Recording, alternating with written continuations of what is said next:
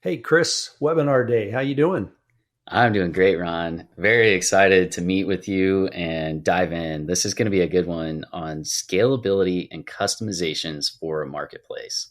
And if you don't mind, will you just kind of walk us through some of the main points we're going to be digging into today? Yeah, sure. So, when it comes to scalability and customizations, when you hit a platform like Clarity, and again, we're talking about all platforms, they should be and are usually very customizable. So, there's almost everything on the table. And so, today, that's what we want to do. We want to talk about the different areas. What does scalability and customizations mean in the numbers of vendors and sellers, or SKUs, or products, events, the number of auctions? What about transactions? How about reports and commissions and how complex it gets? So those are kind of the key areas we're going to walk through. We're going to dive into each one, and we'll try to talk about all the complexities of each of those areas. So the first one we'll talk about are just the sheer numbers and how you deal with scalability and customizations for vendors and sellers. I mean, because when you talk about a marketplace like Amazon, how many people are on Amazon selling, right? I mean, literally hundreds of thousands of sellers. So the scalability of what you're dealing with vendors and sellers is a big deal. You obviously have to be able to take care of that. And within that, you have to be able to figure out how to deal as both you, the owner of the platform, with all of those vendors and sellers. You have to deal with the logistics of everything behind the scenes with them. And then you have to deal with, how do I serve up the UI UX for the buyers so that it doesn't affect them? What I mean by that, before I let Chris dive into this, when I go to Amazon and I buy 3 items, put it in my cart, and I go away, I have no idea. Most of the time, I don't even think about it unless it's Prime, right? Which we try to get Prime just because we get it tomorrow, right? But we're creatures of habit.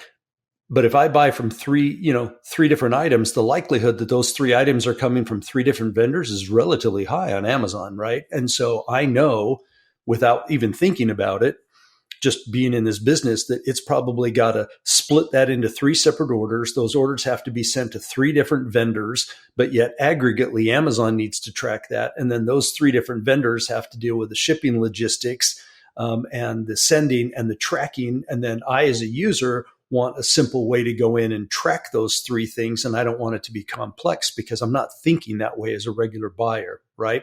So that's some of the complexity that we're talking about. So Chris, why don't I turn it over to you and go ahead and start diving into some of these customizations and scalability issues that we deal with when we're talking about, hundreds to thousands to hundreds of thousands of vendors and sellers on a platform. Yeah, absolutely. I think one of the sort of perception challenges here is whenever we talk about scalability and customization, it sometimes implies, performance of the application and the infrastructure. And that absolutely is the case. Those are foundational pieces, but probably the biggest thing ultimately ends up being having the right business logic and intelligent data feed, essentially a feedback loop, and really hyper automation within the process to the fullest extent possible. And this really has to be a ever continuing opportunity, a literal nonstop, constant area of improvement. There's a acronym that Tony Robbins uses: constant and never ending improvement, or CANI. And I think it's such a great acronym to apply to this. Anyway, ultimately, the bottom line here is that there are going to be key priorities as you scale up. As you continue to scale, getting this, automation in place, there will be higher payoff aspects than others. And this may not be necessarily immediately intuitive if you haven't gone through the experience.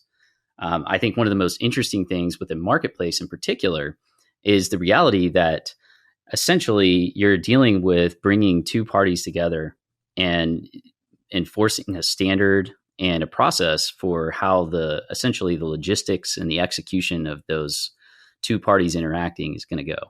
And if you sort of maintain your focus on that, one of the biggest opportunities with scaling up around the vendor side of things is fundamentally, and sellers, is fundamentally being able to have a process in place for making sure the quality of the products that they're posting, the categories that they're putting items into, the specific shipping options and inventory and pricing data, and essentially making sure that there aren't duplications or low quality additions that they're making into your marketplace. And logistically, this is a really big key piece of any marketplace as it begins to scale, is determining, what you want your standard and process to be for vendors to offer items within the marketplace. Do you want to allow them to create new items? And does that need to go through a manual review process? Does there need to be a simple flagging system, that we're going to implement so that vendors and sellers can upload and create new items, but they will get flagged if they don't meet certain criteria that the users who are browsing expect? And, another example might be something simple like if somebody does a search and they go to that vendor's item, and whenever they dwell on that page that they go to from the search result, if that dwell time is really low, in other words, the buyer who's visiting your site goes to a product that a vendor uploaded and they find that it's not helpful and they bounce back to the search results page, and you see that consistently with that seller, do you then put a process in place to more formally review whatever they're uploading? And these are some of the questions that you're going to want to think about, and really have this as a process that is, to the extent that it makes sense as you scale, that's as automated and clear upfront for the sellers and buyers that this is the standard that you operate with. Now, in addition to that, a lot of vendors and sellers will have this data incorporated into their ERP systems or other, product management systems, et cetera. And ultimately, we need to be able to offer them a way to seamlessly incorporate their information consistently, keep it up to date, and relative real time as much as is reasonable. So what do you want to offer there, and how are you going to provide that offer to your customers? Is it going to be something as simple as a bulk upload via standard file format? Is it going to be API integrations? Will it be all of the above plus EDI and other forms of CXML, et cetera? What process do you want as you continue to scale? And this should be an iterative thing, going back to the acronym of constant, never-ending improvement. And you really, it's really a fight for survival. Ultimately, you've got to prioritize properly so that you're not burning up capital on something that isn't going to be as high payoff as another key area. And, I think that this, of course, includes looking at other aspects of motivating the sellers and making sure that things are run well. There's a lot of logistics that I think ultimately, whenever you're scaling up, Ron, this can be a huge challenge for, marketplace owners and operators, is making sure that the commissions are correct, making sure that the calculations for the taxes and the tax reporting are handled. Is the marketplace going to handle that? And are they going to provide, reporting on that? Or is that the responsibility of the seller? Typically, a lot of the value from the marketplace is going to be helping with and facilitating, or at least providing standard options for providing calculation for taxes, possibly VAT, being able to deal with things like different types of, sensitive products that may have shipping restrictions, being able to deal with the logistics and the shipping, lead time estimates, these kind of things. Any thoughts that you want to share on that topic with regards to the number of vendors and sellers and some of the automation that has to sort of, we have to feather it in. It doesn't make sense to do all of it all at once, because then you're going to burn through your capital too quickly, right? Yeah.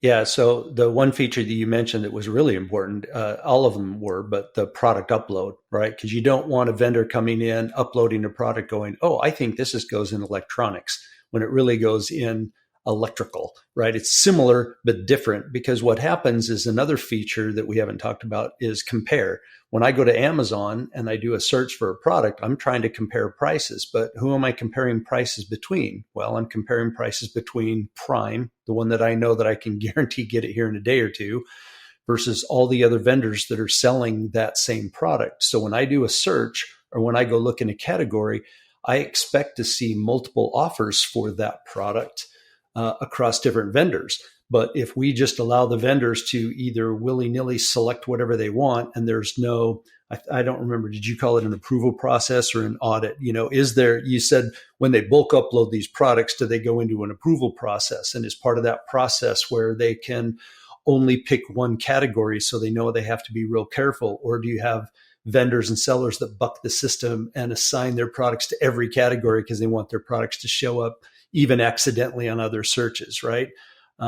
What's the option to contact a seller? Do you have the messaging subsystem in there where you can allow people to talk to each other and not poach outside the system because you're not giving away personal information, nor are you allowing that?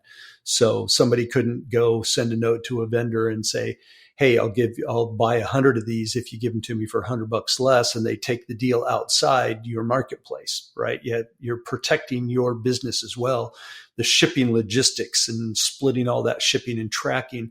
And then the last one probably is the governance, right? And we talked heavily about governance in the previous webinar, but governance on all these vendors and sellers and how we deal with that and how they handle disputes. And if a vendor, kind of like you said, you gave one example on, if they're browsing a product, but they bounce rapidly, what do you do to help the vendor to improve? Or are they bucking the system? And it's kind of like you remember the old phishing thing a few years back where you get this email with a great subject and you go, what is this? And you click and it's like Viagra, right? It was always that trick. It was the bait and switch, right? And then how do you address and fix that? So I think we've really covered vendors and sellers really well, but the key here is that you have to plan on any number, right? You have no idea. And I love your Connie, however you pronounce the acronym from Tony Robbins.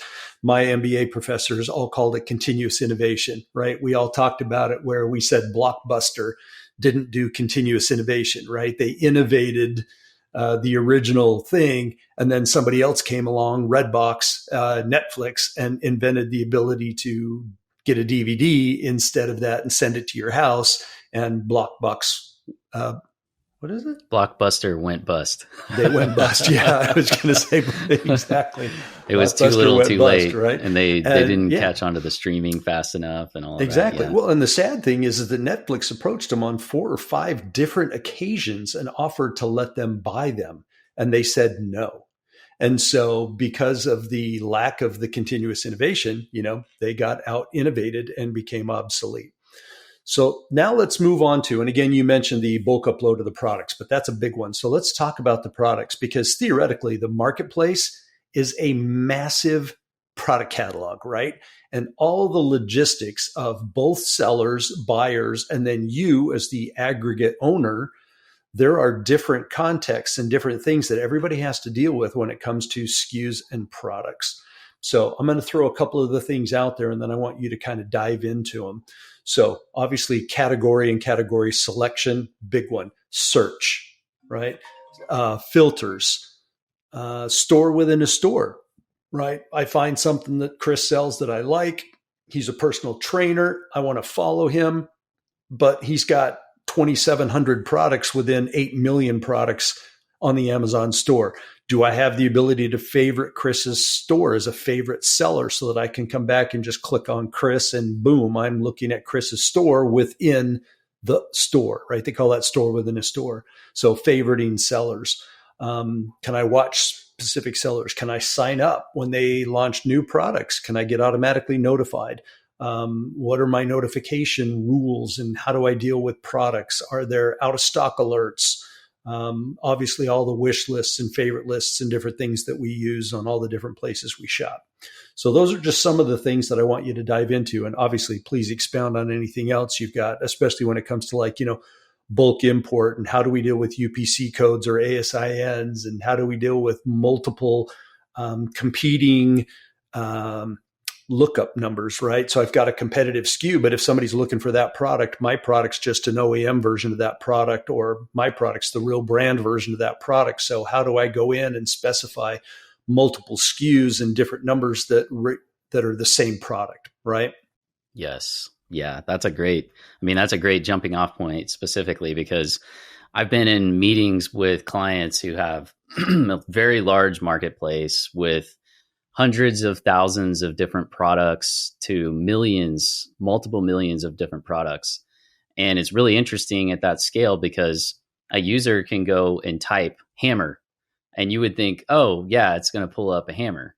And things like a drill hammer come up because it has hammer in the title. And sure, you could have like a sledgehammer and you can have different types of hammers. Just like you described with, the SKU versus an OEM and some of the different options, the system itself needs to be intelligent. And as you scale, it has to be exponentially more intelligent. And so it needs to be able to sort of like think and get information based on what the users want and effectively read their minds. And, this, at least as a minimum, as a baseline, has to be as good or better than everyone else out there. If it isn't, then you lose. That's it. And that's the nature of a marketplace. And keep in mind that you have, 10,000 pound gorillas like Amazon that a lot of times people will just buy from them because they know the Amazon process and governance is extremely solid. And they have the resources to back that up with the logistics and the accountability for the sellers and the process that's really robust.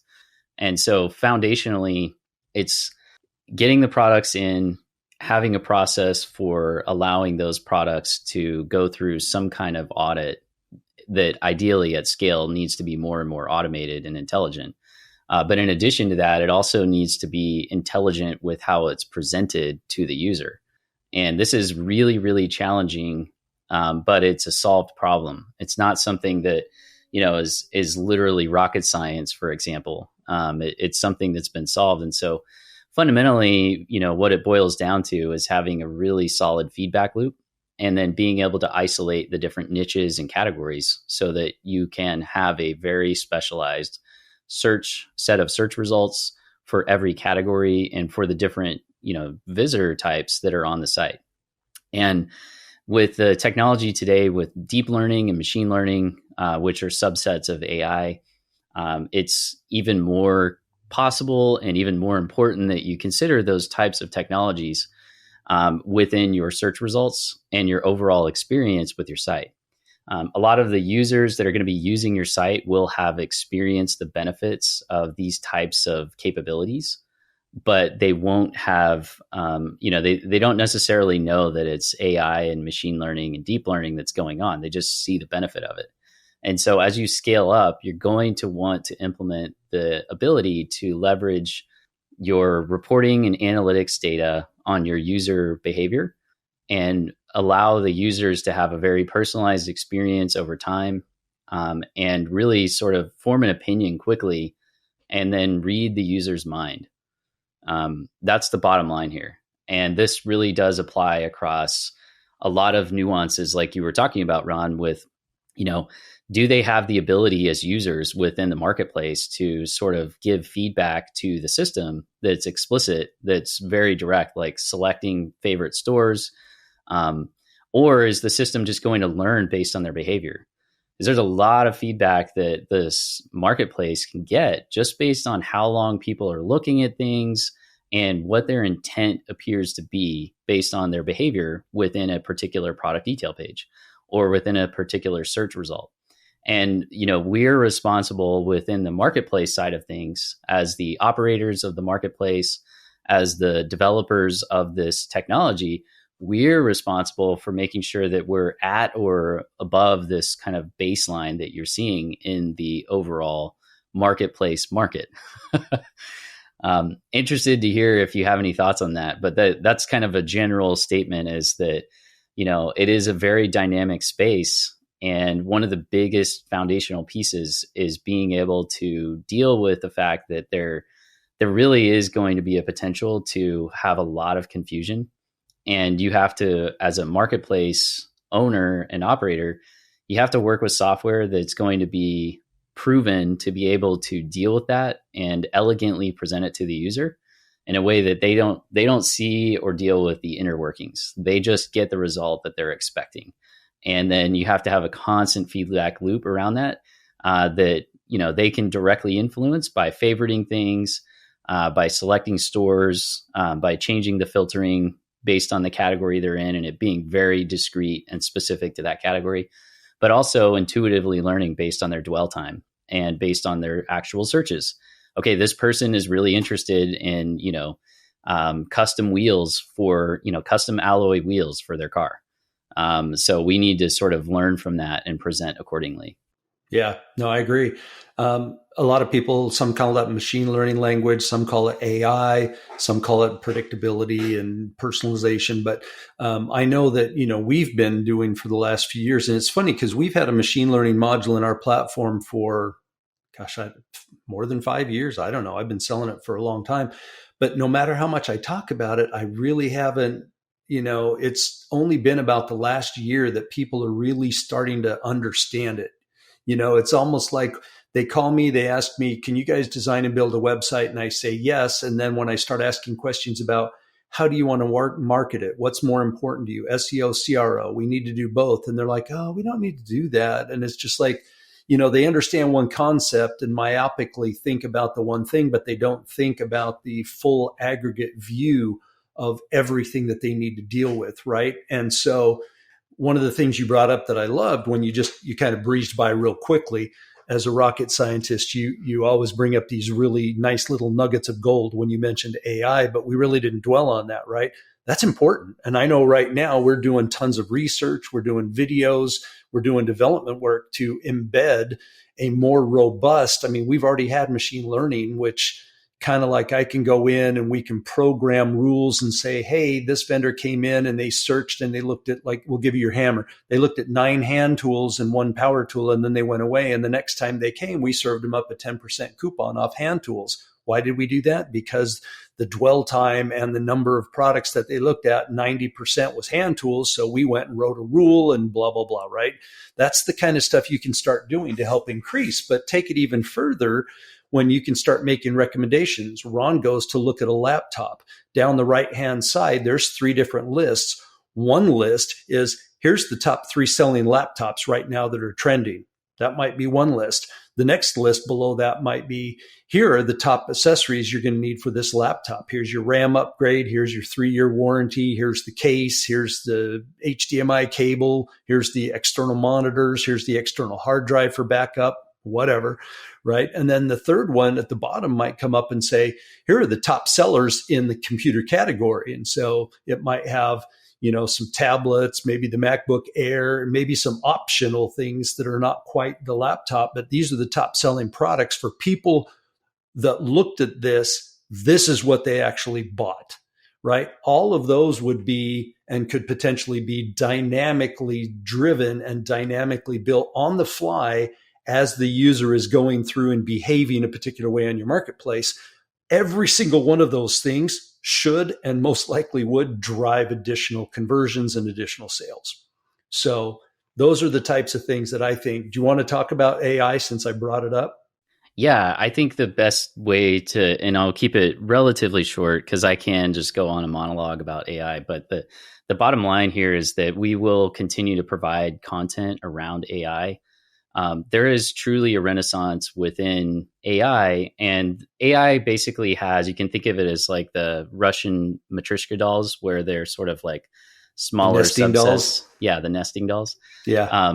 You have AI as a big bucket, then you have machine learning, and then within that you have deep learning. And a lot of the renaissance that's occurred over the last several years in particular is based around deep learning, as it's called. Now, to boil it down really simply, if you recall back in high school or college or middle school, whenever you did the fitting of data points to a curve, that's basically what AI does, and it does it on multiple vectors or dimensions. because it has a lot of data. So we're looking at a lot of data. So it's not just a 2D graph that we're fitting the data points on, we're fitting it on multiple dimensions. But it really just ends up being really basic matrix multiplication. It's not very complicated. But it does, whenever you sort of get at scale, it does require relatively decent amount of focused compute resources. And what we're doing is we're basically teaching through form fitting of the data to equations. We build this set of equations through weights that we can apply to these different. It's literally just form fitting, the data to a equation that models it. And we have, in most cases, thousands to tens of thousands of different sort of coefficients that define the curve and the slope of those different form fits. And this ultimately is what makes it so powerful, is that a lot of the research over the last several years has become very open source focused, very focused around providing the data models and the underlying coefficients and weights and process that people have used to get these incredible results that they're getting. And so now that basically is a requirement for anyone who wants to be very competitive over the next several years within a marketplace. That's going to just be a baseline. So you just need to know that if you're wanting to continue to be relevant and competitive over the next 3 to 5 years, you're going to want to incorporate some of this renaissance that's occurred. Someone's going to do it within your space. So is it going to be you, or is it going to be your competitor? And just as you described, Ron, these capabilities essentially include learning based on the data what users are expecting and what they would see as like associated, recommended items. If they're browsing for this item, they need to see the other items that other folks purchased and were happy with. Whenever sellers are going through the process, they need to have recommendations for gamification to keep them engaged.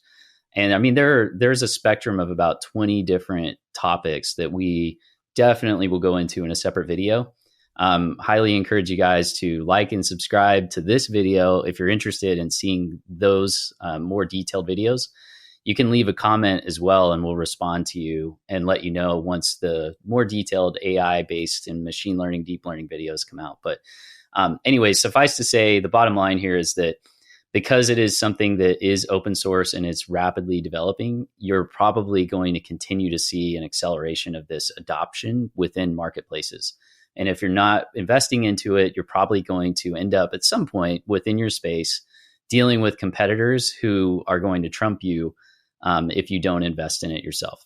Yeah, that's true. We've definitely seen that acceleration, and that's why I've seen you double down on our investment in the research and bringing that more into our platform, where we were kind of at the machine learning. Now we're into the deep learning and the AI research. So the next topic is the numbers of, so we've got the number of products in the catalog, but we're not just selling products, right? Sometimes we're selling services, or sometimes we're selling things that are a little different. So is eBay a marketplace? Well, yeah, it is, right? Instead of just having products, we're having auctions, but those auctions are selling products or services as well. So, and other things that might be sold are events. So what does that mean? Well, we've got other sites that are selling trips, right? One of our clients is Catholic Travel, right? And they sell those excursions, that I think they call them, over to the Holy Land, right? To Israel, things like that. Okay, well, they have a marketplace, and that marketplace will sell memberships, timeshares, events. They can even be ones that are private, right? So their local pastor, whatever their title is, would put together a trip and then send that number to everybody. Everybody would come in and put the number in, and then they would sign up for that travel itinerary. And then we have to deal with a whole nother thing where they do layaway payments, and they're paying for the trip for, 2.5 years before they go. Things like, there are things that can be really complex. So when you talk about numbers of events and the numbers of auctions, that's a lot of other things that we have to talk about, because with auctions, I might have now, and again, this is a little bit different than the traditional watch list of Amazon. When I'm dealing with an auction, I'm going to have now watch lists where I'm watching auctions where, as the price goes up and up and up, or down and down and down based on the type of auction, right? I want to know where that is at any point because it may go out of my purview and I may not want to bid if it goes up over a certain amount. Or I want this thing no matter what. So I'm watching it and I need the notifications when somebody outbids me and I need the ability to put a max bid, things like that. So Chris, go ahead and talk because there's a lot of complexity now when we start adding the addition of selling memberships, selling events, or holding auctions on the marketplace, right? Yeah, that's right. And this really gets into having a platform that is flexible, but is also coming with a lot of baseline capability. And one of the biggest things we want to encourage you to think about as you're working on your marketplace, you're operating it and you're looking to, make improvements is asking the foundational question of, what am I dealing with here? And is it going to get me where I want to go over the next 3 to 5 years? Probably one of the biggest challenges is, understanding that some of these features and capabilities are multiple millions of dollars of capital investment to really build out properly. And so if the platform you're working with doesn't have that foundation already, somehow that's going to have to get into place. So I would say that's probably the biggest thing is, making sure there's alignment with where you're going over the next 3 to 5 years with whatever platform you're going to be working with or transitioning to working with. Does it have those big, chunks of capability as a baseline? And then to your point, Ron, it's very complex as you get into things like recurring memberships and making sure that users have the right presentation so they can see when those memberships are going to renew. They can receive the right kind of notifications in advance so their expectations are managed and they don't forget. If for whatever reason the renewal doesn't process properly, they get the right kind of follow-up and incentivization. Upselling the membership so they can upgrade to the next level. These are all really important pieces, and that's just sort of scratching the surface on the membership front. But there's a lot of value with a marketplace to offering different membership levels. These can be based on, paying for a membership. It can be based on behavior and incentivizing sellers and or buyers to sort of, be good stewards of the marketplace and therefore receive certain membership benefits. So these can be combined, of course, and there needs to be logic to be able to handle that at scale, right? And then, similarly, if we get into auctions and events, these are big opportunities to sort of expand the scope of your marketplace, or, be able to execute properly within your marketplace for your niche or niches that you're focusing on.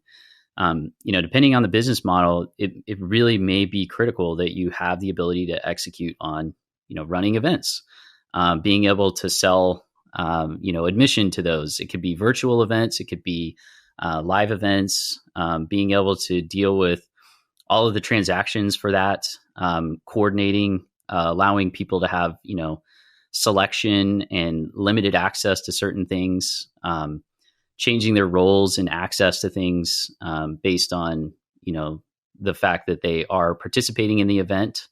And then again, going to auctions, same type of concept here with, the level of fidelity necessary for these areas. And one of the key foundational pieces that I'll point out about all of this, especially as you scale up, is looking at the entire workflow and understanding what we would sort of call a happy path, which I would just generally define as like the standard flow that someone's going to typically go through.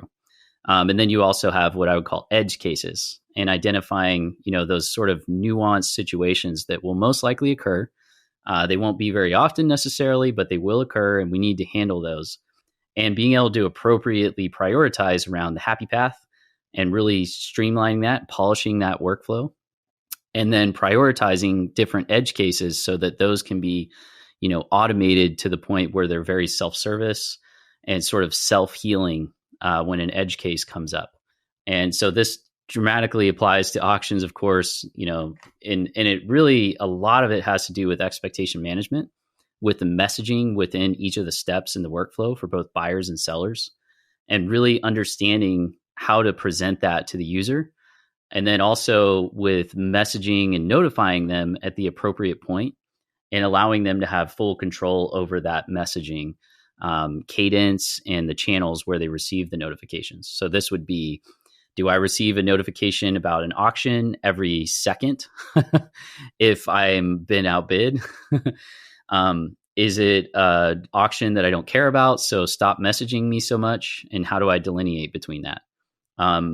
Do I want to be notified about, this event that's coming up or my membership expiring? And do I want to get a text message, or do I just want it only in my email? These are the questions that the users need to be able to understand where they can modify these settings and feel confident that it's going to have the fidelity, but it's not going to be too overwhelming in order to meet their needs. And so this is a balance. And again, these are the kind of things that as you scale up, they're going to make or break the credibility and the trust that folks put in your marketplace. And I'm curious if you have any thoughts on that as well, Ron.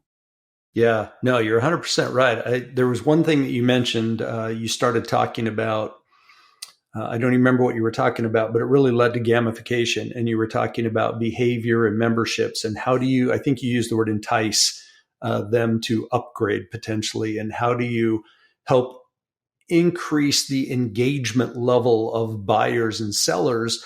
It doesn't always have to be about money, right? You could do things like, hey, if you get at least 100 reviews, you earn a badge as a seller. If you sell at least 10,000 items or close 10,000 transactions, you earn power seller status. So gamification is a very large, huge incentive, right? It's just as big as reviews. I mean, I know, we just bought a brand new bed and a rug for our master bedroom, right? And it was amazing to me. I'm just like, look, it's a couple $100. Who cares? And my wife's like, no, you have to go read reviews. That one has better reviews than that. She spent like 3 hours reading reviews over a $300 bed frame. I'm like, who really cares? But she does, right? She does not make a decision. She does not make a purchase unless she goes through every single review and reads them. And she goes straight to the negative reviews and she's like, oh, that's dumb. It's about shipping. It has nothing to do about the product, right? She's very intelligent about the way she reads the reviews and uses the reviews. And she looks for customer uploaded pictures and how it looks in their bedrooms. I mean, she really makes the mobile online experience as close to brick and mortar so that decision is like she has actually seen it and trusts, right, when she hits that button to buy. Those are the types of things you have to think about because you have a lot of buyers that are like that. So how do you bring that experience close to them? How do you make them trust the sellers that you have on your platform? And if you're not allowing reviews and uploaded pictures and gamification and badge and power seller and all that kind of status, and if you don't have the governance that protects them, you could drastically negatively impact the system. But also, if you do have those things, you could drastically impact the positive engagement of not only the buyers, but the sellers as well, because they want to earn that next badge. They want to earn that next level because there's some additional benefit. Maybe they get for a day or a week, maybe they get to pick one of their products that becomes featured on the homepage if they hit, when they hit 10,000 views. It's not going to cost you anything. But for them, it might change their entire business. And so they might go crazy to hit that 10,000 transaction mark just so they can get that one featured product on your homepage, right? So think about the types of things that you can increase engagement. Did you want to touch anything on that before we go to the next one, Chris?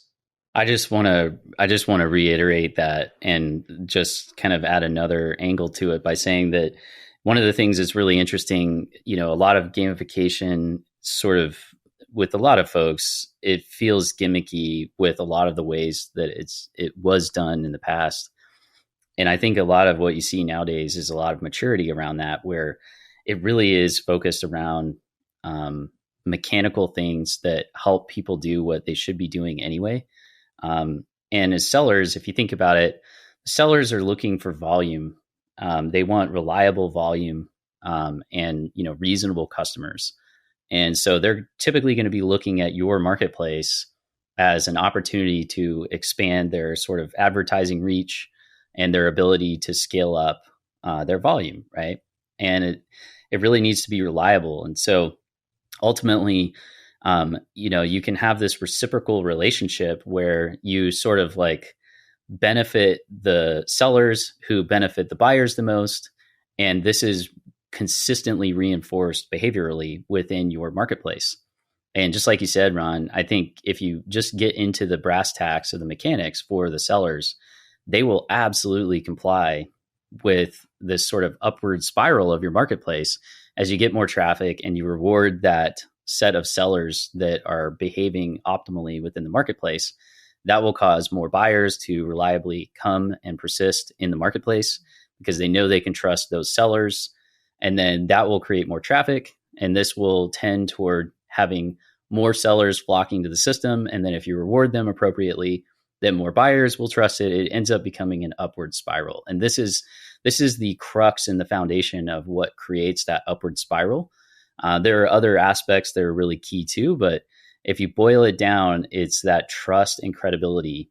And the foundation that you want to be thinking about and asking is like a litmus question to be asking at all times is, how is this software, how is this system, and how is the design of it going to naturally encourage this upward spiral within my marketplace and this really self-service and really, as much as possible, automation toward this upward spiral to occur within my marketplace. Yeah. Thanks for that. So I love the upward spiral. It's true, right? It builds momentum and it just swirls into the cyclone of activities around the whole thing. Everything affects everything else. And that's what we've seen year over year with our clients. So the next one is transactions, right? So the next two, actually, transactions and reporting and commissions. Those are the next two topics. Those are now back-end things. So these aren't typically seen by the buyers. And even the transactions may not necessarily be seen by the sellers, but it kind of does now. So now we're looking at the aggregate view of how you as the owner deal with numbers of transactions. And it's not just security and it's not just performance, but it could also be, how do we pay out the commissions? How do we monetize this? How are we dealing with shipping estimates if we're not shipping and everything is drop shipped? So how are those? Do we force everybody to put their own and choose their own shipping? Because I see that all the time, right? I see things, buy now for $25 free shipping, but then other ones, it's like $12.99. And I'm like, oh, that's a lot cheaper. And then I go to buy that, but it's $12.99 and $15 shipping, right? It's like they're all over the place. And so some of them don't give much guidance, and you have to be really careful as a buyer to figure that out. So let's just talk about, Chris, some of the things that we need to deal with when we're talking about sheer numbers of transactions. I know one of our clients that we closed, 9-10 years ago on our platform, they've got over 1 million SKUs. Year number one, they only did about 700,000 online. Year two, it was like 9 million. By year three, it was up over 90 million. And now they're doing over 250 million a year on our platform, on the same platform, right? Same million SKUs, same platform, but it went from a few 100,000 to over 250 million a year in transactions. That's just a volume, exponential growth in volume, right? Dealing with that and dealing with 700,000 in sales versus 250 million in sales, tracking that, reporting on that, and dealing with the numbers of transaction from a hardware and security perspective is vastly different. So let's dump in, and it's going to be hard. These will conflate a little bit, but let's talk about transactions first, and then we'll move over to reporting and commissions. Absolutely. Well, I would say foundationally, there needs to be as you always say, the crawl, walk, run. And that's really what we see so much success for clients with, is understanding a mature thought process that it's not best typically because you're just not going to be able to execute on everything at once. You don't want to boil the ocean all at once. So you really need to have a real view of where your business is and what level of maturity it is to be able to automate and scale things. But foundationally, this can be compressed within whatever timeline is reasonable. We just recommend prioritizing based on accomplishing and delivering working software that is validated by your users. With that said, though, as you scale up, just like that particular client saw, automating things, making it so that steps that were manual and made sense to be manual as they had less revenue, those need to be consistently prioritized so that we can automate things to enable the business to scale without scaling up its cost in a linear fashion. You should sort of exponentially decrease the cost per amount of revenue, and exponentially increase your revenue, therefore, in your margin. And this is a requirement to scale the marketplace. I mean, it just has to be that way. And in order to do that, it's all about, as you scale up, looking at the areas that need to be automated, and being able to deal with that in a optimal way. So typically, this is going to be ERP systems that you're going to be integrating with. It may be, other types of reporting tools. So this could be sales tax calculation, looping back in shipping costs. What were the estimates versus the actuals? Possibly dealing with different payment processors and gateways and chargebacks. Dealing with any of the, a lot of the marketplaces we deal with, the sellers are going to be handling a lot of the logistics, or they may be dealing with drop shipping. And we need to make sure that there's a process to be able to have a feedback loop and get at all that data, the real actual data, and feedback into all of our reporting and all of the commissions, all of the taxes, and ultimately it has to reconcile. And as you scale up, this needs to be automated. It needs to be heavily automated. And then ultimately, in a similar fashion, and this kind of ties into the next section, but the users need to get the appropriate reporting, and they need to get the data so that they can appropriately measure their success. They can, reconcile their numbers. Do we want to give them the opportunity to leverage our APIs and integrate with our platform? And what kind of security are we going to put in place so that, that doesn't open us up to a potential security breach? And, there are a lot of different vectors of sort of like attack here. But foundationally, I think it does just boil down to having an understanding of how you project you're going to be scaling, and then having a feedback loop around what the biggest areas are that are consuming time with manual processes. Try to keep things as low capital cost upfront as possible as you scale your marketplace. But as you identify areas that are sort of bottlenecks, those then need to be automated. And that's sort of the foundation of all of this. Yeah, I agree. And it did kind of overlap into the commissions and the reports, right? So I always like to talk about this whole section generically as measuring success.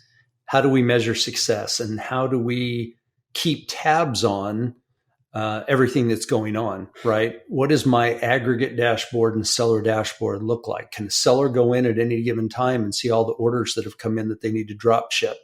And it kind of comes back to what you said about the bulk upload. Can they go in and bulk upload products and then manage those products and assign them to the appropriate categories and assign a price? And if they're being outsold by a competitor who's beat them by 3 cents, can they go in and easily download their price 5 cents so they can start getting some sales, because it's not worth losing sales because they're not the cheapest anymore, right?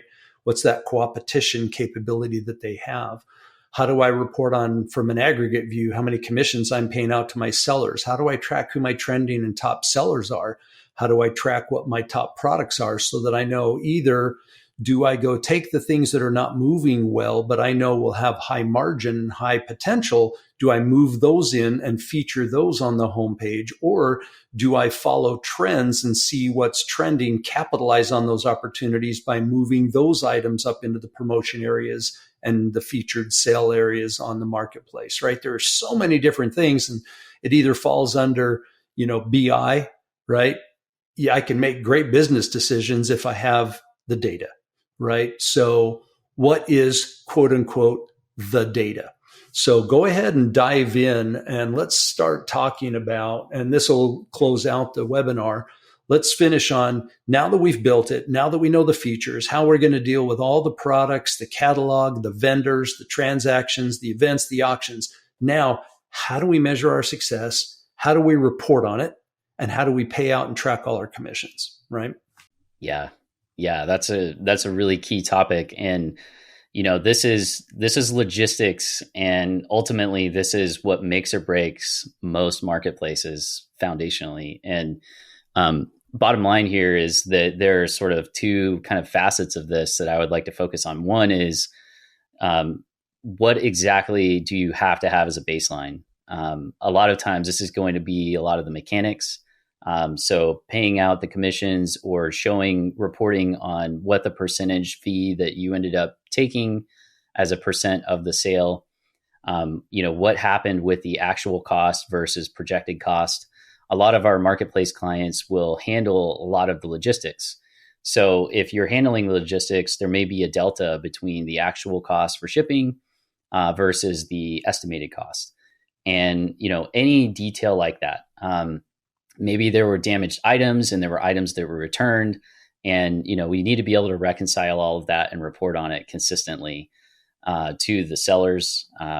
And in some cases, to some extent, you may have reports you want to show to the buyers, but typically it's going to be mostly oriented around the sellers. The other thing, though, and I think this is a really powerful aspect as well, that is really key, is aggregating the sanitized data within the marketplace to give valuable business intelligence to your different niche and category specific sellers, so they can understand how they're performing relative to their peers within your marketplace.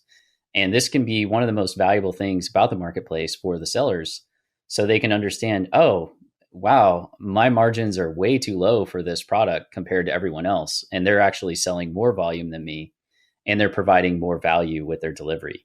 Now, I know these are topics that we can expand on and we've talked about before, but those are some of the big tenets that I would point out, Ron, that I think are really, really valuable to focus on within the reporting and commissions, et cetera. Yeah, I totally agree. Well, thanks, everyone. I think we've covered everything. Appreciate you listening in. If you followed us this far, please smash the like button, leave a comment. Go ahead and go on our website, clarity-ventures.com.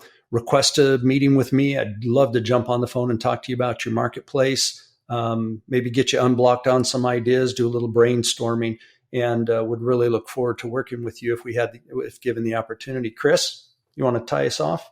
Yeah, I say, yeah, feel free to reach out to us if we can help, and we will look forward to seeing you in the next video. Thanks again, Ron. Thanks, everyone. Bye for now. Thanks, Chris. Bye for now.